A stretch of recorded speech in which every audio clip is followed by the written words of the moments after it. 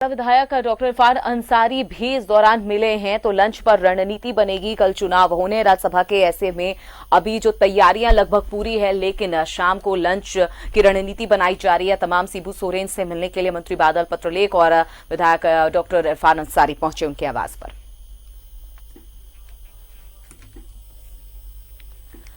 तो बता दें, इरफान अंसारी के आवास पर नेताओं का पहुंचने का सिलसिला शुरू हो चुका है। शिबू सोरेन से इससे पहले उन्होंने मिलकर आमंत्रित किया था, उन्हें न्योता दिया था लंच के लिए। और अभी जो खबर मिल रही है कि विधायक इरफान अंसारी के घर पर अब धीरे धीरे तमाम नेताओं के पहुंचने का सिलसिला जो है, जुटान का जो सिलसिला है वो शुरू हो चुका है और लंच के बहाने पूरी एक रणनीति तैयार की जाएगी।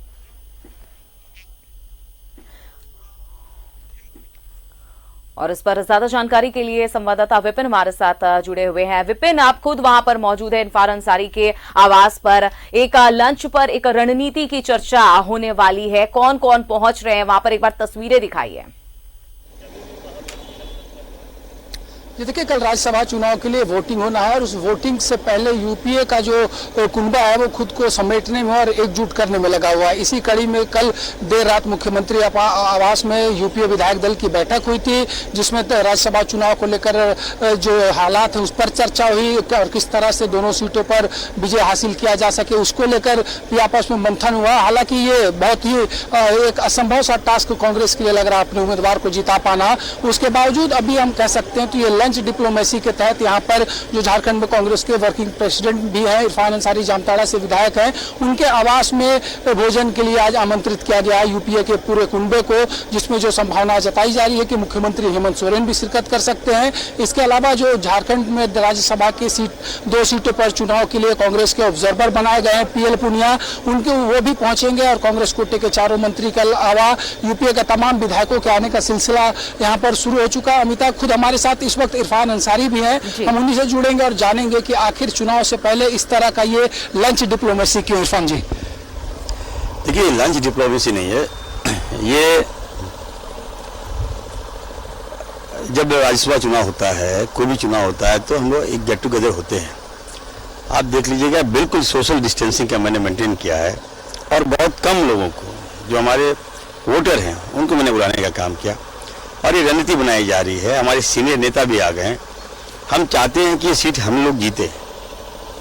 जब भाजपा, जहां बताइए, इनको हार का डर सता रहा है। अब जब आप कह रहे हैं कि नहीं, आपके पास पर्याप्त आंकड़ा है, तो आप स्कूल में जहां बच्चे पढ़ते हैं हमारे, वहां पे आप उसको कैंप करवा दिए हैं। ये तो उल्लंघन है सरासर। हमारा कोई उल्लंघन नहीं। आप देखिए, सारे लोग यहाँ आ रहे हैं, खुला है मेरा दरवाजा और हम लोग, ये कल आपको साबित हो जाएगा कि जीत तौर पर यहाँ हमारे जो प्रत्याशी है उनकी होगी। इरफान जी, गुरुजी से भी मिले थे सुबह में, क्या बातें हुई? गुरुजी हमारे प्रत्याशी भी हैं और हमारे अभिभावक भी हैं, वो हमारी गार्जियन हैं और झारखंड उन्हीं की देन है। अगर गुरुजी आज नहीं होते तो झारखंड नहीं होता हमारा। तो जब भी मैं कोई काम करता हूँ, शुरुआत करता हूँ, तो गुरुजी का आशीर्वाद देता हूँ। मैंने उनसे आशीर्वाद भी लिया है, मैंने उनसे मौके भी खाए और मैंने उनको भी बुलाया है। इरफान जी, और किनके जुटने की संभावना है इसमें?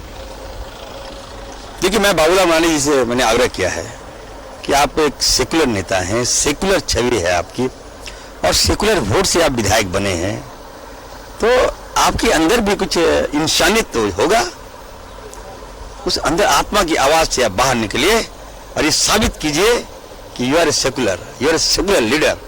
तो हमें लगता है वो भी हमारे पार्टी में, आज पार्टी नहीं है, मीटिंग में वो आएंगे और जरूर मेरी बात अगर वो सुनेंगे तो जरूर आएंगे, भागे भागे आएंगे और ज्यादा नंबर को वोट करेंगे। तो अमिता, ये थे इरफान अंसारी जिन्होंने कहा कि किस तरह से कल के चुनाव से पहले की रणनीति बनाने के लिए यह बैठक बुलाई गई है और जब भी चुनाव होते हैं तो इस तरह की बैठकों का दौर होता है कि जिससे जो आंकड़ा है उस तक पहुंचने की राह जो है वो आसान हो। तो ये लंच डिप्लोमेसी हम इसे कह सकते हैं राज्यसभा चुनाव बिल्कुल। इस लंच डिप्लोमेसी में हमने देखा विपिन, कहीं ना कहीं इरफान अंसारी ने बाबूलाल की इंसानियत को ललकार दिया है, उन्होंने उम्मीद भी जताई है। लेकिन एक आंकड़ों की हम बात कर रहे हैं लगातार, क्योंकि जाहिर सी बात है कल लगातार कांग्रेस ये बात कह रही है, वो अपनी जीत को लेकर आश्वस्त है, लेकिन उनके सामने शहजादा अनवर के सामने दीपक प्रकाश भी है जो उन्हें कड़ी टक्कर देने वाले हैं। एक बार दर्शकों को समझाइए विपिन, क्योंकि ये लंच डिप्लोमेसी और कल का जो चुनाव है उसको लेकर अभी हर दोनों दल रणनीति बनाते दिख रहे हैं, लेकिन दोनों अपनी जीत को लेकर आश्वस्त दिख रहे हैं। लेकिन आंकड़ों का ये खेल है, कब क्या किसके पाले में सब चीजें बदल जाए कोई कुछ नहीं कह सकता। जी देखिए, अगर झारखंड में राज्यसभा चुनाव का जिक्र करें तो उसमें जो अब तक का इतिहास रहा है, बीते अगर एक दशक का ही उदाहरण हम अगर उठा लेते हैं तो बीते 2010 से लेकर 2018 तक जो राज्यसभा के 4 चुनाव हुए हैं उसमें 2014 को अगर छोड़ दिया जाए तो उसके बाद के जो और उससे पहले के जो भी चुनाव परिणाम रहे हैं वो चौंकाने वाले रहे हैं। और जो विधानसभा में दलगत आंकड़ा रहा है उसके जो है परिणाम जो है उसके बिल्कुल विपरीत भी आया है। चाहे 2012 की बात करिए जब कांग्रेस के पास मात्र 13 विधायक हुआ करता था और पार्टी ने अपने उम्मीदवार को राज्यसभा तक भेजा था। 2016 में अगर बात करें तो जब बीजेपी ने 2 सीटों पर उम्मीदवार उतारा था तो उस वक्त किसी ने यह सोचा नहीं था कि बीजेपी का दूसरा उम्मीदवार भी राज्यसभा के लिए निर्वाचित हो जाएगा, जबकि उस वक्त जो जेएमएम के तत्कालीन उम्मीदवार हुआ करते थे बसंत सोरेन, उनके पास पेपर में 30 विधायकों का समर्थन था लेकिन वो चुनाव हार गए थे। ठीक इसी तरह 2018 में जब राज्यसभा का चुनाव हुआ उस वक्त भी जो गठबंधन के उम्मीदवार थे धीरज साहू, उनके पास पेपर में 30 की संख्या थी लेकिन बहुत मुश्किल से दशमलव की कुछ फ्रिक्शन से धीरज साहू चुनाव जीतने में सफल हो पाए थे। ये वही झारखंड है जहां पर एक निर्दलीय उम्मीदवार भी राज्यसभा के लिए निर्वाचित होकर जा चुका है। तो ऐसे में संभावनाएं कई तरह की है और उसी के लिए लगातार कवायद चल रही है और यही एक सबसे बड़ी वजह है कि दावे लगातार किए जा रहे हैं। कल मुख्यमंत्री ने भी कहा था कि बीजेपी बैटिंग करने के लिए पिच पर उतरी है लेकिन इस बार क्लीन बोल्ड हो जाएगी। तो हर तरफ से कोशिश की जा रही है, रणनीति बनाई जा रही है, लेकिन अगर पेपर की बात करें जो दलगत आंकड़ा है उसके हिसाब से हम ये कह सकते हैं कि एक-एक सीटों का बंटवारा होगा। लेकिन पूर्व का अनुभव ये बताता है कि चुनाव इस बार भी रोमांचक होने वाला है। बिल्कुल रोमांचक होगा, उसके लिए इंतजार करेंगे हम भी, तस्वीरों का, रिजल्ट का, और हमारे दर्शक भी इंतजार करें। विपिन, एक जानकारी और चाहेंगे, सीएम भी यहां पर पहुंच सकते हैं, कितने बजे पहुंचेंगे? और एक बार वहां पर इरफान अंसारी जहां पर सभी को अपने लंच पे बुलाया, एक बार वहां की तस्वीरें भी दिखाइए जो लोग वहां पर जुटे हैं फिलहाल, जो भी नेता।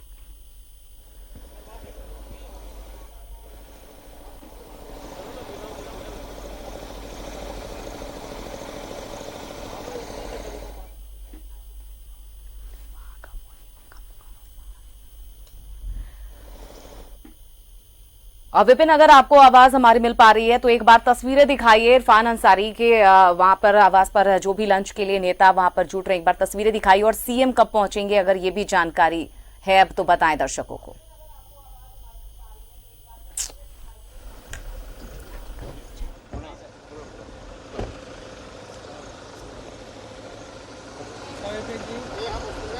लेके आ रहे हैं ना।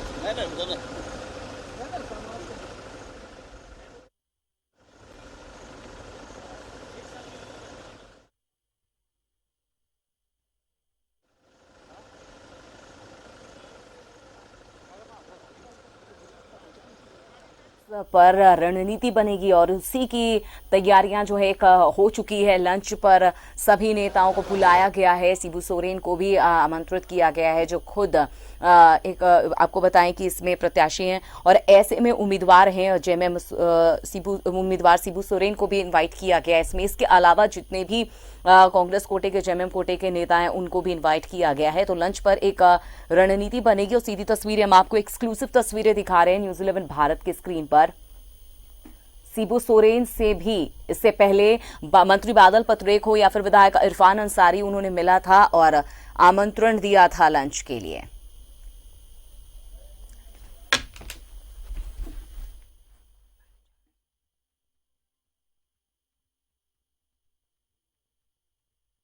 के पहुंचने का जो सिलसिला है वो शुरू हो चुका है। सीधी तस्वीरें हम आपको दिखा रहे हैं इरफान अंसारी के आवास से, जहां पर कल के चुनाव को लेकर लंच के साथ एक रणनीति भी बनाने का ये कह सकते हैं एक तरीका है। ऐसे में लगातार नेताओं का आने का सिलसिला शुरू हो चुका है, लेकिन सीएम भी आएंगे। जब आएंगे कुछ ही देर में तो वो भी तस्वीरें हम आप सभी को दिखाएंगे।